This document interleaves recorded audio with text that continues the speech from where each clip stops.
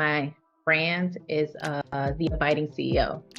And it's really about looking out for the soul care and the well-being of entrepreneurs. Because so many times we take the back seat, but we're the ones who stay up worried about payroll, hiring, firing, and all sorts of things. But I believe that our businesses are also a ministry, regardless of what kind of business it is, and that you're at least ministering to your team. And if you have clients and customers, you're ministering to them in the way you do business. But that requires filling your cup first. So I look out for their well-being. Welcome back to the Dream Support Podcast or YouTube channel. My name is Micah Foster. I am the host and also the co-founder and co-owner of Dream Support LLC, which is a remote executive assistant agency. Now, Betsy, who you heard just a little excerpt from, is one of our clients. She's been working with us for a number of months, and I just wanted to share some of her story with you. Hopefully some of it is inspiring, insightful, or helpful as you sort of try to maximize your own investment or your own potential investment in a future EA for yourself. So let's get right into it. Betsy, you've been working with us for a little bit now. Mm-hmm. And I would love to know just sort of high level, sort of explanation of your business again. I know you got a couple different facets of what you do. Yeah. And I'd love to just review that and then also get an understanding for why we first started having a conversation. Okay, sure. So the reason why I reached out is because, yes, I have a private practice. It's 9 of us, and we'll have 2 interns. We always have interns coming in now. Sure. But then I started my own brand, and I'm also a doctoral student, and I'm a wife and a mom of 3. So a lot of spinning plates. A friend of mine knew that I was on the hunt, but it's like sometimes finding a VA is hit or miss. And then he was explaining the difference between a VA and an executive assistant and how he's had this great experience, which is what led to me reaching out. I needed someone that would just kind of help me not double book myself and take care of the little things. That double booking thing can be a real pain. Yeah. And yeah. Yeah. So tell me, so we first started having a conversation because a friend of yours, I think 2 mutual people that we know and serve independently, have mentioned us. So we started having a conversation and then, went on the hunt and brought back somebody to you. Tell me about that experience and what that's been like. Well, I appreciated that there wasn't a pressure to the process. It was just like, well, I also reached out with enough time where it wasn't like, I need somebody tomorrow. Right. And then just the timing that during the process, someone stepped up to you, Megan, the one that's with me now, and was like, hey, I'm looking for part-time work. And we met and hit it off right away. And what I needed was help with the brand apart from the private practice, because I didn't think it was fair to divide my admin's attention with personal brand stuff. So Megan has been helping with just the podcasting, overseeing the social media stuff, the booking of guests and getting their bios and profiles and any random phone calls we get. But the game changer for me that I didn't see coming was I found out, oh, wait, executive assistants can help with personal stuff. So, of course, life threw a curveball. The week before Thanksgiving, my son fell down playing soccer. But when he fell, we thought it was a sprain. That sprain turned out to be a fracture. That fracture turned out to need not just a cast, but surgery to repair ligaments and all. It turned into this whole thing. So everyone's Thanksgiving plan ended up moving to my house. So that's where I realized, oh my goodness, Megan can help me with this. So she helped me with the rescheduling some people because she had access to both my calendars. And I also needed somebody to clean the house not because my house was dirty, but it wasn't like ready for guests and I wasn't planning on Thanksgiving. So she lined me up with somebody that could come. I think they ended up coming. It was either Tuesday or Wednesday, but it was before any of my guests came, so that I can focus on my son and his recovery from the surgery.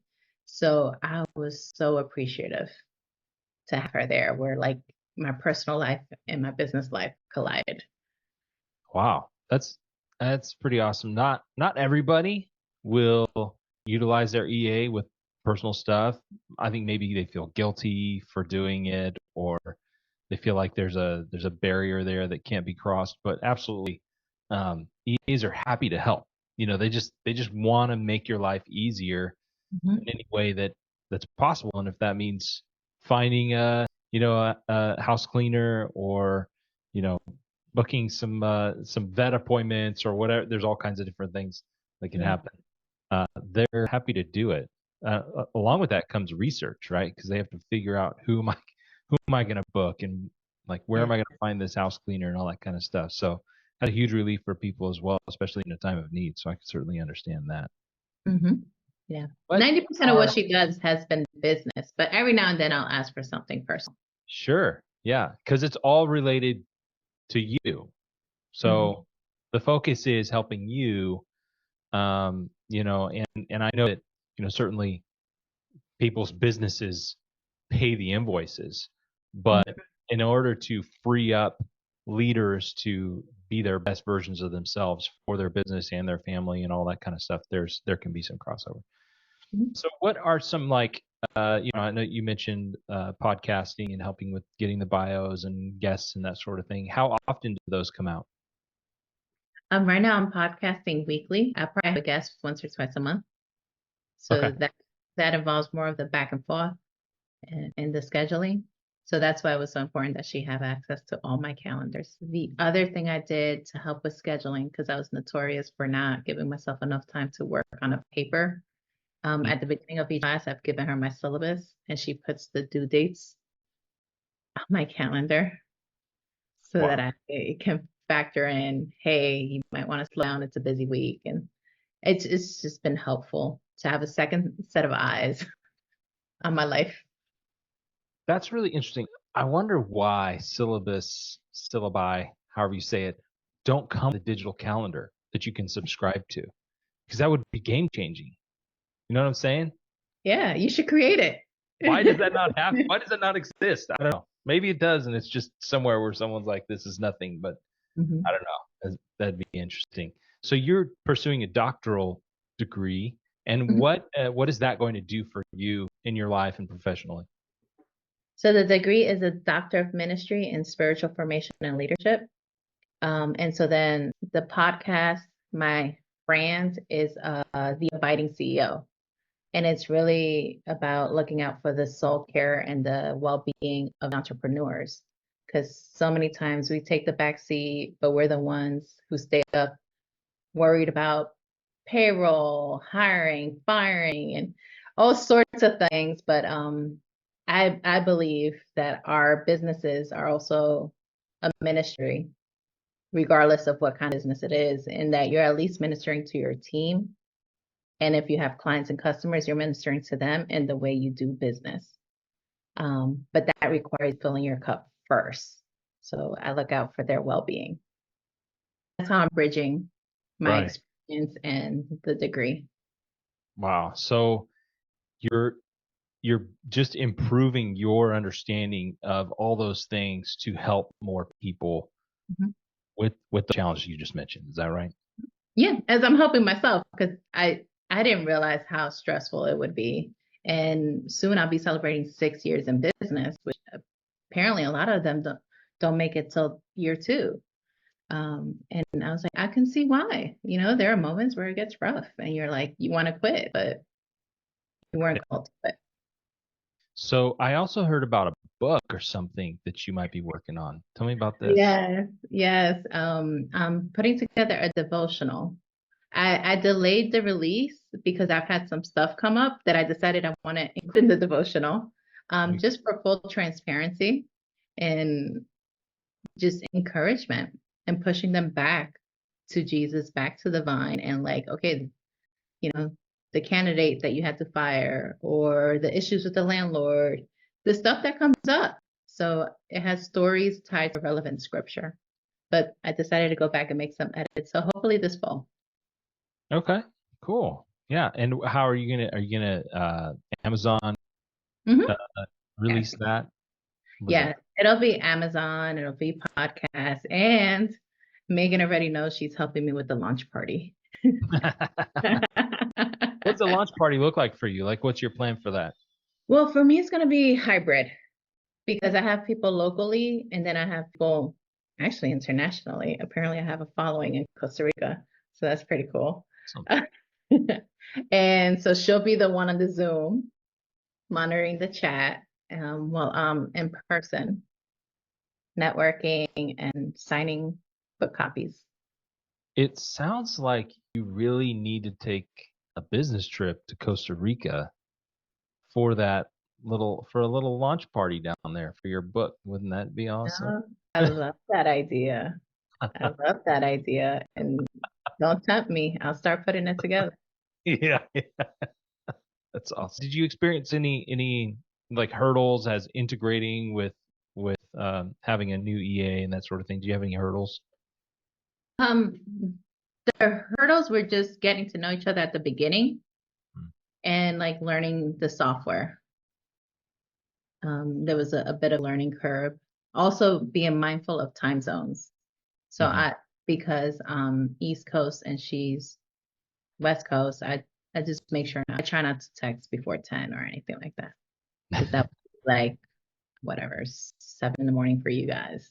So Yeah, yeah. sometimes I do get those early texts from people, and I just I just wait because I know that they know.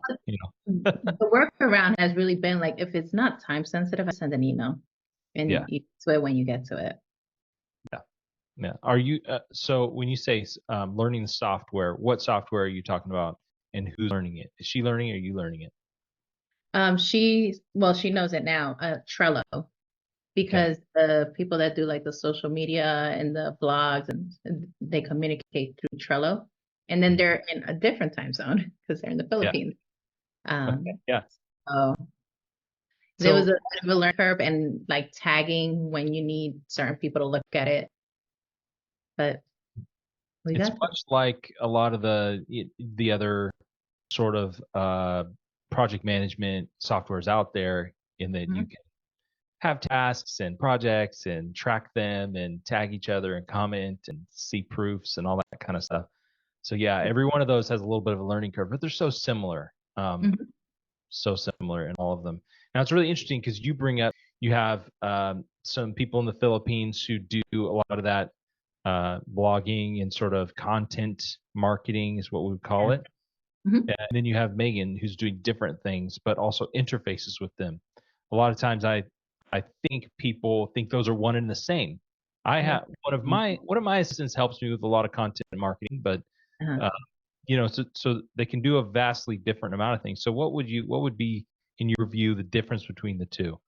Okay, so Megan is like my constant person who faces the world, replies to the admin email.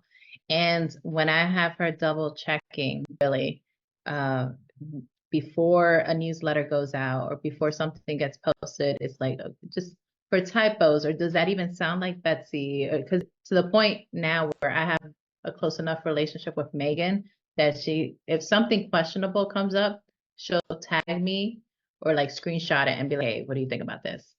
But then that was a tedious task for me because I like to do stuff and not go back. Like if I record a podcast, I just spit it out and I don't go back and listen.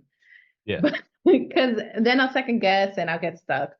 But she's she's just my second set of eyes versus the other people, they're working on their own time. It's like a whole team. It's not even always the same person. So there could be a little bit of a disconnect or repetition. Um, and yeah, I imagine I mean, it's affordable, Mhm. but Yeah. you get the quality attention with the executive assistant who like gets the whole picture, not just social media. Yeah. So there's more of a there's like a you're describing sort of a quality control a little bit Yes. and uh, recognizing and making sure the voicing is right and the phrasing is right. Mhm. It sounds like it wasn't written from someone out of the country. Those sorts of things. Mhm. can be important, I think. Lots of people find great success in utilizing foreign VAs, and I always say, hey, if that's what someone needs, go for it. Certainly the price point's great a lot of times, Mhm. um, but then you may also need something different as well in the mix to help complete the whole picture. So Yeah. that's And great. I've gotten real quick, and I'll relay this to you. I've gotten great feedback about Megan. Oh, I've had people tell me, "Oh, she's so sweet." Like whoever your assistant was, she was so polite, and that kind of thing. They don't always remember her name, but I've gotten yeah. great feedback about her. She is really special and great. And I don't know if I told you this. Her and my wife go back to like junior high. Like they've known each other forever. They've Mhm. so it was really cool that it worked out the way it did, Mhm. to be able to match her with somebody who needed her skill set. And the Mhm. fact that she had all the experience working with therapists and a therapy practice and things was Yeah. great as Well, well. see, that software she didn't have any problems with. Yeah. That simple practice that she could navigate without a problem. So she was fast on that one. What if you were talking to someone who's kind of debating, should I go this route? Should I get an EA from anywhere? What are some of the advice you would tell them? I would say get it. If you're already thinking about it, just get it. You realize how much you can take off your plate once you get rolling. Mm, And it's for your peace of mind and stress management. Just yeah. So, we spend our time doing stuff that we have no business doing. Like, like what? Give me an example. well, it's just not the best use of your time. Like going back and forth about scheduling a recording. Mm, That that sounds small, but like proofreading Facebook posts yeah, when we can be with a client, it's it's just a better use of your time to delegate that out to somebody you trust. absolutely. So, yeah, that's really good. That's really wise. That there's things we do all the time. Everybody probably does. We have no business doing. Yeah. I like that line. That's really good. Um, yeah, so I really like again just wanted to learn a little bit about your experience and see, how h- how everybody's experience is a little bit different. Every relationship's a little bit different, and they all have different little successes or unlocks along the way. I really like that you said if you're already thinking about it, just do it because people think they have to have it all planned out before they try it. And if they Mhm. have it all planned out, um, if they're completely planned out, if they understand how it's all going to work completely, I kind of question if they maybe need one because they sound really good at administrative stuff and they sound really good at like making sure things are all the boxes are checked and everything. But if you're having a hard time wrapping your brain around it, that to me is even a bigger motivator. Like, yeah, you really should just try it and see what happens because you don't really know what you're getting into until you're in it and then you start seeing the possibilities. It's a interesting dynamic the way that works, but that's just kind of how it does work. And I would add to that though, being intentional with the newfound time because okay, you get an EA, you freed up a few hours and you decide to go home. Well, that wasn't worth it. But if you get an EA, you free up time and in that time you saw one more client. Well, Mm, yeah, not only did you make your money back, you made a profit. right, right. Yeah, that's the whole point. Is like having someone to help you should enable you to make more to cover that cost and some. Yeah. Right? That's the whole idea of business. So totally get that. There are a few instances where someone is not they don't need more cash flow, but they do need more margin because they're overworking their time at work. They're 80 or 90 hours Mhm. and they're struggling at home. And so for them, it does make sense. Yeah, just go home at the end of your day instead of sitting around and trying to, you know, grab more clients because you're already full. Like you don't need to do that. So there are instances where that works, but yeah, I totally get that. Well, any last comments or thoughts before I let you go? No, it's been a great experience. I'm glad I did it. Um, one more benefit is because it's faith-based, she's been even a spiritual support. Mm, As she's seen the behind the scenes, and I've straight up told her, "Hey, girl, just pray about this." And I believe her when she says she did pray, yeah, right? And it's comforting. that's amazing. I love that. Not every client is a faith-based client. Not every assistant is a faith-based assistant, but we do match those when it makes sense and when it's going to be really helpful. And so I'm really, really glad that that's worked out for you, Mhm. um, and be happy to do that for others as well.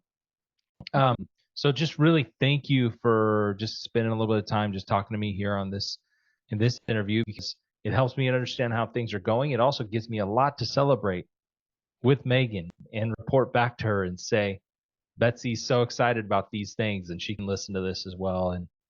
And yeah, so I love that. It's like fuel to the fire. It fills my cup. So keeps me going. Thank you Mhm. so much, Betsy. And if there's anything else we could do for you, please don't hesitate to let me know. Okay. Thank you, Micah. Thanks again for listening to the podcast or watching the YouTube channel. If you enjoy this, if this is helpful to you, please consider subscribing here or wherever you're consuming this content, or wherever you would consider consuming it in the future. And look out for a new episode each Wednesday. God bless.